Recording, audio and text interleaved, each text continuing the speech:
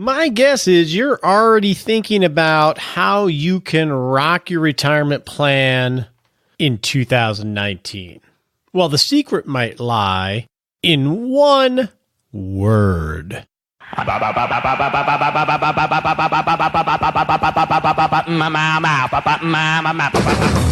That's right. One word may be the key to you rocking your retirement plan in 2019, and that's what we're going to talk about today on the Retirement Answer Man Show.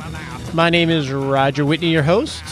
If you are new here, welcome. This is a show dedicated to helping you not just survive retirement. We want you to rock retirement, just like these trash men singing Surfing Bird. Man, if you haven't seen this video, you need to go to YouTube and Google the trash men surfing bird. It is the oddest but funniest video I've seen in a long time. This dude is a nut. So today on the show, we're going to talk about why you should choose one word to help you rock your retirement plan in 2019 and the power that one word can have on that journey. But we can't do any of that until we have that all-important disclaimer. Let's go do that.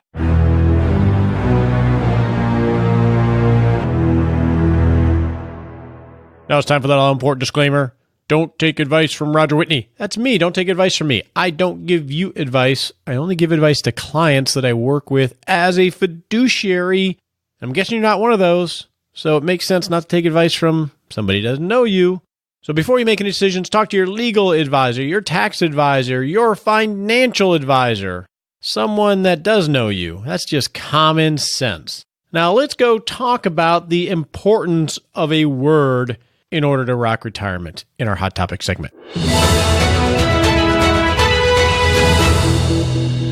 Inevitably, around this time of year, we start talking about New Year's resolutions. There's something refreshing about, man, I'm going to have a clean slate in 2019.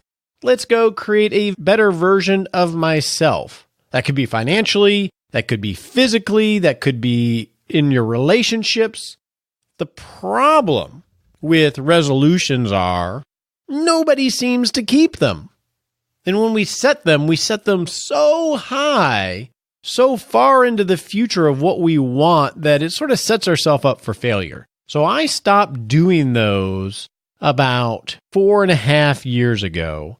And what I started doing is choosing a word that serves as my guiding light for that particular year. I found this much helpful, and it's actually a mistake to say that I actually choose the word. I truly believe that this word comes to me and chooses me. So I'll tell you a story about the first year that it happened, and then I'll talk about why I think this is important. And then in our practical planning segment, you're going to hear myself and Nichole review our word performance for 2018. So right around the time that I was launching the podcast and working on the book and all the things that I've done over the last 4.5 years, I really was holding myself back. It felt uncomfortable because if you think of all the heads in a room at the same height, I felt like I was sticking my head up and doing things that everybody around me was not doing. I was and am a practicing financial advisor. I focus only on working with clients over 50, helping them rock retirement. But I was a practitioner only, just walking life with clients and working. And then all of a sudden, I had this drive to start really, it's going to sound trite, but take it to the next level, right? Start really getting more intentional and leaning into where I felt my skills were and where I think I could have hopefully some impact on people in a good way. And so I started the podcast, started writing. That was sort of the impetus of creating Agile Retirement Management, the process that we've created and used. And I found myself during those early years holding back a little bit. I was praying a lot. And, for me, I'm a Christian. I was praying a lot, asking God, it's like, is this really what you want me to do? Give me a sign this is where I should be going. Because internally, it felt like I was making it about me, because I was doing things and putting myself out there in ways I had never done before. So I was asking, give me a sign. Tell me that this is what you want, because I don't want to make this just about me. I want it to be something that is bringing you glory. And so I was holding back a lot, feeling uncomfortable because I wanted to make sure we were doing it for the right reasons. Does that make sense? So anyway, I don't even remember how it happened, but I remember that moment where it was basically like, dude, God is not going to come down the mountain and give you a clear sign. You just need to trust that you should lean forward as aggressively as you're able into what you feel is the right thing to do, and just trust that you'll either be redirected or be knocked on your butt if it's not what you're supposed to be doing. So stop waiting, stop holding back, and just lean in. As long as you're feeling that this is where you're supposed to be going, just trust that you're going to be redirected or knocked down if it is not. So the word came to me, trust. And that was my word for that first year. I had never even thought of picking a word before. And I just decided, hey, this is going to be my word for this year. And so I always relied on that word throughout the year. And ever since, I've picked a new word every year to be the guiding light for me for whatever season I felt like I was entering. And this is why I think this is really important, because picking a word does three really important things. Number one, it focuses your attention on a way of being that you're striving for in some way. So that first year, it was trust. That was something I needed to work on, is just trusting the process, trusting and committing myself more. The next year, the word was grace. And what grace meant to me was reminding myself how human I am and stop trying to be such a perfectionist, because I got into this cycle of wanting to be a perfectionist and just really internally beating myself up a lot because it wasn't as perfect or as good as I thought everything should be. And so that word helped me focus my attention in that second year on giving myself some grace so I could enjoy the whole process more. So the first thing that a word does for you is it really helps focus your attention. And the second thing it does, it helps guide your actions throughout the year. As an example, this last year that you're going to hear me review along with Nichole in Practical Planning was celebrate. That guided me in how I should be organizing my life and things that I should be doing, because if I don't keep it intentional and let it guide me, I'll forget about it and just keep working and working and working. And the last thing I'll mention here on why I think a word is so important is that it's a filter that you can pass all the opportunities in situations and life events that come to you throughout the year, so you can decide which things you need to pay attention to and which things really aren't important to you right now. One year, I think it was the second year, I had the word focus. And that was, I'm a curious person, like I'm guessing you are. And if you are a curious person, you usually will get lots of opportunities popping up in front of you. And because you're curious, it's easy to say yes to a lot of them. And you can get yourself way overextended. So focus, that I think second year word, was my filter to help make sure I wasn't getting distracted with all the things that were popping up into my life. So I think a word gives you focus, it helps guide you, and it's a filter so you can focus on doing the things that you want to do. And if you're on the verge of retirement and are thinking about retirement, that's a major life change. And that's the perfect time to bring in a word to help be your guiding light. Now, you can create some very actionable goals below that, for sure. But I think a word is a very simple thing that you can do.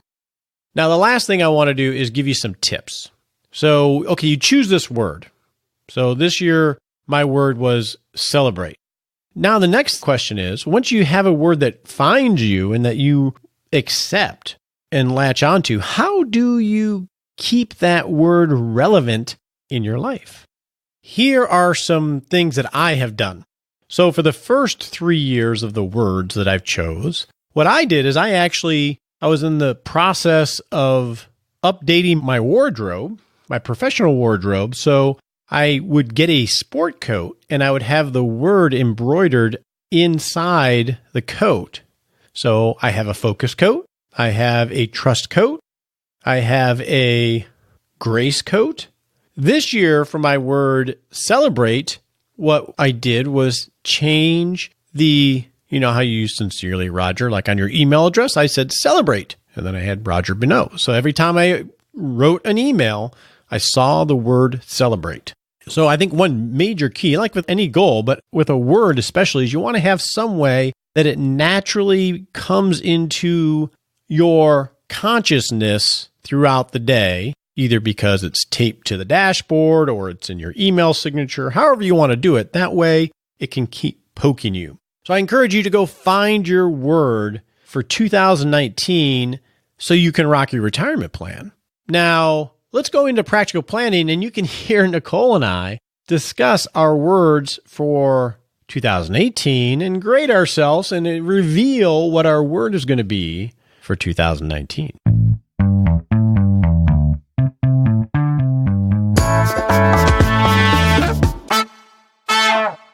All right, time to talk about my word and Nichole's word for 2018, 2019. So, hey, Nichole. Hello. All right, so I thought we would first review our word for 2018. Talk about how we did. Okay. Uh-oh. Do you want me to go first, or would you like to go first? I feel like this is going to be a case of good news before bad news, so you should go first. You want good? Okay. So my word for 2018 was celebrate. It's a fun word, right? Yeah. And the reason I chose celebrate was that sometimes I don't stop and smell the roses and celebrate all the good things that we've accomplished or that's going on in the life or in the world. I just keep driving forward. So I was trying to remind myself, stop a second and acknowledge the cool things that have happened. It's an important thing to do in life. So that's why I chose it. Now, how did I do? I would give myself a B-.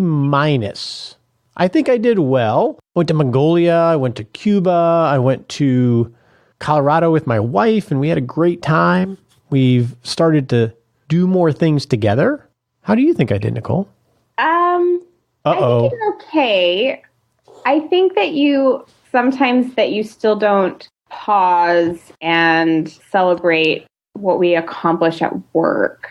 I feel like you are always kind of thinking about like the next thing, which is awesome. It means we do so many things and that we are able to help so many people. But what episode are we on of the podcast? 253.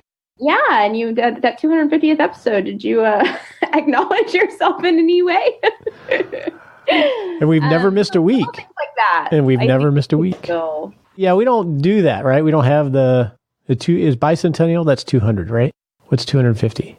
Yeah, we don't mark things. I get that. From a work perspective, I think you're right. Because every time we're done with an episode, I'm like, oh, that was horrible. But then... Thanks a lot. Well, you make it better for sure. No, I think you are correct. From a work perspective especially, I'm always feeling that we need to deliver and do more. And I don't acknowledge... It's been 253 episodes, never missing a week. We got a lot of great reviews. We get emails from listeners that literally... bring a tear to my eye every now and then? Okay. So maybe I'm a C+? I'm not going to take away any of your points. I'm just saying okay. Something to keep in mind for next year. Okay. Now, so was that the good news or bad news? Because we're going to talk about you. That was the good news. Oh, boy. All right. So what was your word for 2018? My word was simplify. Simplify. Okay. That's a good word. Mm-hmm. It is. Why did you choose that word? Towards the end of the year last year with the holiday season, I was feeling super overcommitted on my time between like the kids' school things and church and work and extended family and just all of the things. I was like, I've got to cut this down some. Like I need to simplify. And so this is part of, we had that Gretchen Rubin on last month and the tendencies, and you are what? I'm an upholder. And what is the attribute of an upholder? They readily meet inner and outer expectations. Or isn't there something about setting unrealistic expectations in there? No. Well, I mean, it can become that. Okay. If there's expectations that are unrealistic out there, then they'll probably try to be met. Okay. Inner and outer. Okay, so how do you think you did? So I'm guessing not too well. You don't sound like it. No, I don't think I did well at all. I find myself in a similar situation now where I feel like I've kind of overcommitted. So now I know, because you and I talk a lot, you've had lots of illness running through the household, which is normal with little kids. We're just ending the holiday season. Normal for holidays. For example, when my grandfather passed away and I got back from the funeral and I had to go immediately to the store to pick up committee items to bring in for the Veterans Day breakfast the next morning. And I found myself thinking, like, people would have understood if I had taken the time to email and say, I can't do this right now. But I didn't. So. Yeah. And I remember when we had the first conversation when you came back, because when you gave me the news about your grandpa, you're going to go down to Houston. I think I told you to leave your laptop and don't pay attention to anything at work because you're going down there for a week. And then when you came back, one of the things you said was you felt, you didn't say it in these words, that you'd let me down or that you weren't holding up your end. And, I'm sure with all the other stuff, there was some stress in there from that end of it. So you couldn't accept my gift. Exactly. I felt bad being gone and taking a week, even though I realized rationally that's really not. I mean, you didn't do anything to make me feel bad. Why did I feel that way? Yeah. So, okay. Wow. Do you think you're in the same situation? Or do you think it's worse than it was last year when you chose this word? I feel like it's the same. Okay. I obviously didn't stay very focused on the word. Okay. So A through F, what grade do you give yourself? This pains me tremendously, but I have to give myself an F. I know. Now, I want to explain something to you. For those of you that don't know, Nichole was a double major at University of Texas.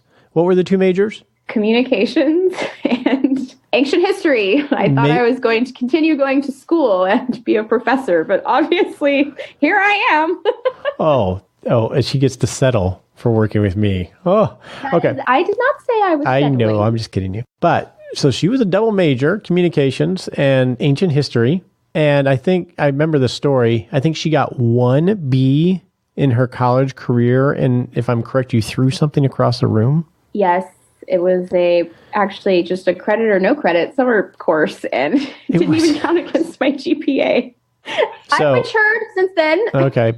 But from a personality type, I mean, this is difficult for you, no doubt. So now let's put 2018's done. We got 6 more days there. What is your word for 2019? My word for 2019 is flow. I am going to focus more on going with the flow. And there's going to be curveballs. I get that.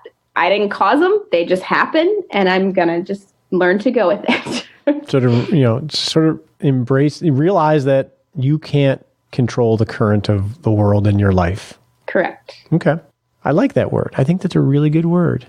Thank you. I think that's a really good word. What's your word? Well, hold on. Now, because you are 30-something, you have 2 young kids, you have a husband who's working, you're working. This reminds me of the movie Parenthood, which you have not seen, I don't think. I have not seen. Which Steve Martin, a young Keanu Reeves, I forget the lady's name, but she's a good actress. She was dating Ted Danza for a long time. Anyway, I think Mary Dean Virgin, is that right? Something like that, yeah. But you need to watch that movie because it is sort of where you're at in life, and it's busy, and one of the spouses has good flow. The other one is trying to control everything and fight against the flow. So I think you need to watch that movie. Okay. All right, my word for 2019 is embrace. What will you be embracing? Yes, embrace. Not inappropriately, just embracing. No, it's a scary word nowadays. No. Everyone run. Roger's going to be giving hugs out. Yeah, I am a hugger. I do like to hug, actually. So if you meet me, I'll probably hug you. No, so for embrace for me is, and it sort of goes to what you were talking about, is I hold myself back a lot, I think, in terms of what we do and what we can do professionally and what talents I think I have and that I've nurtured and whatever wisdom I have. I downplay those things a lot because I don't want it to be egotistical. I don't want it to be about me. And I think I just need to embrace the gifts that I have and been blessed with and, the work that I've done and how I've cultivated them and just embrace them and acknowledge them in knowing that that's not egotistical. And I think I'll relax a little bit more and maybe celebrate a little bit more by just acknowledging them rather than taking, some cool things that we've accomplished and downplay them because it makes me feel better about not being egotistical. I think an important distinction there, it's okay to think you're awesome. It's just not okay to think you're better than other people, if that makes sense. It doesn't, it's not egotistical by thinking that you're doing a good job. Yeah. And you worry about how you come off to others, right? Because it can come off as egotistical or better. And that's not the point. So mine is embrace. And that's why I chose it. I think these are good words. I think you're going to kill the word flow. I hope so. Yeah. Well, I'm telling you, an F next year is not acceptable. No, it's not acceptable to me either. Horrible.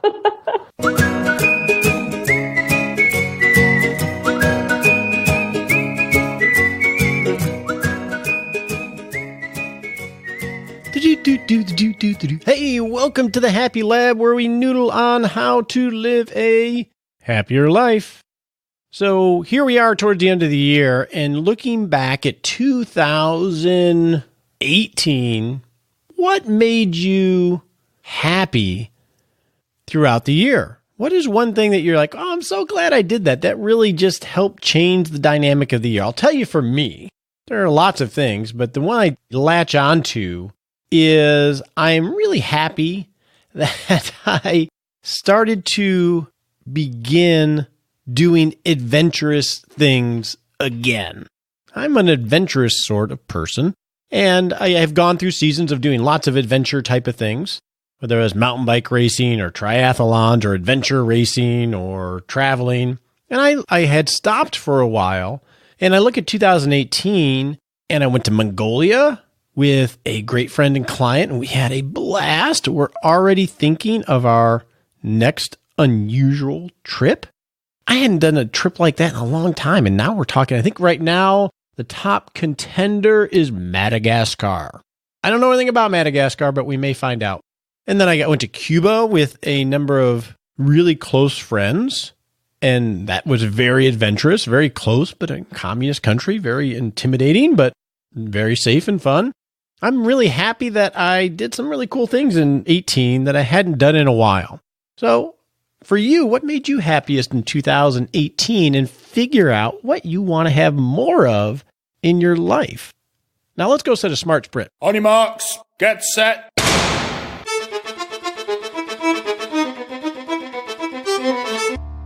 And we're off to set a 7-day baby step goal to create a great life and to rock your retirement plan in 2019, because that's sort of a theme now. And in the next 7 days, I want you to noodle on what your word is for 2019. Brainstorm it. Let it come to you. Find something that really speaks to what season you think you're entering, so you can use that word to guide you to preparing yourself to rock that retirement in 2019. And I would love to hear what that word is. So you can respond to us on 6 Shots Saturday. In fact, we'll have a link to a resource we built to help you record your word and figure out how to take action on it. We'll have that in the next couple 6 Shots Saturdays. So your action item is discover your word for 2019.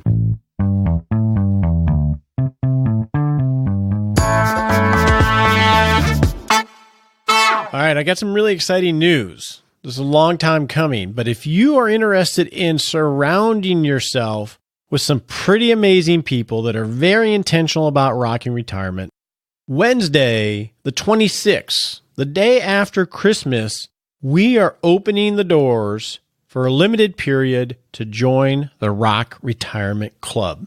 So go to rockretirementclub.com, enter your name on the wait list, because we're going to be hosting orientation meetings throughout the week between Christmas and the 3rd of January, which is when open enrollment will close for a while, so we can make sure we bring in all the new members and get them oriented and integrated into the clubhouse.